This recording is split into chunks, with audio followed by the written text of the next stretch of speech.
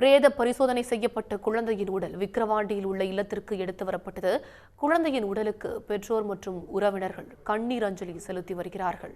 இது குறித்தான கூடுதல் தகவல்களை நம்முடைய செய்தியாளர் சிவச்சந்திரன் வழங்க கேட்கலாம். சிவச்சந்திரன், விவரங்களை பதிவு செய்யுங்க.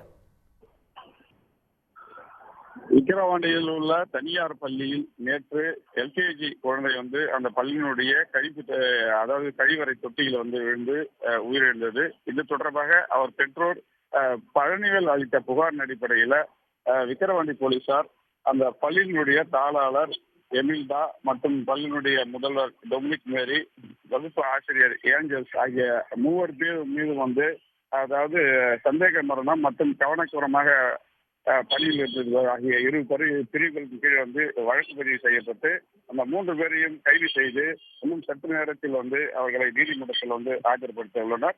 இந்நிலையில் தான் அந்த குழந்தையின் உடலானது முண்டியம்பாக்கத்தில் உள்ள விழுப்புரம் அரசு மருத்துவக் கல்லூரி மருத்துவமனையில பிரேத பரிசோதனை செய்யப்பட்டு அந்த குழந்தையின் உடலானது அவர் பெற்றோரிடம் ஒப்படைக்கப்பட்டது. இதனைத் தொடர்ந்து தான் அந்த உடலானது அவர் வீட்டிற்கு எடுத்து வரப்பட்டு தற்போது நாம் பார்த்துக் கொண்டிருக்கும் காட்சி அவருடைய குடும்பத்தினரும் அருகில் உள்ளவர்களும் உறவினர்களும் கண்ணீர் அஞ்சலி செலுத்துவதான் நம்ம பார்க்க முடிகிறது. அந்த குழந்தையின் 3 வயது மாலையின் உடலை பார்த்து அப்பகுதி மக்கள், பெண்கள் என ஏராளமான கலந்து கொண்டு கண்ணீர் மல்க கதறி எழும் காட்சியை தான் நம்மால் பார்க்க முடிகிறது.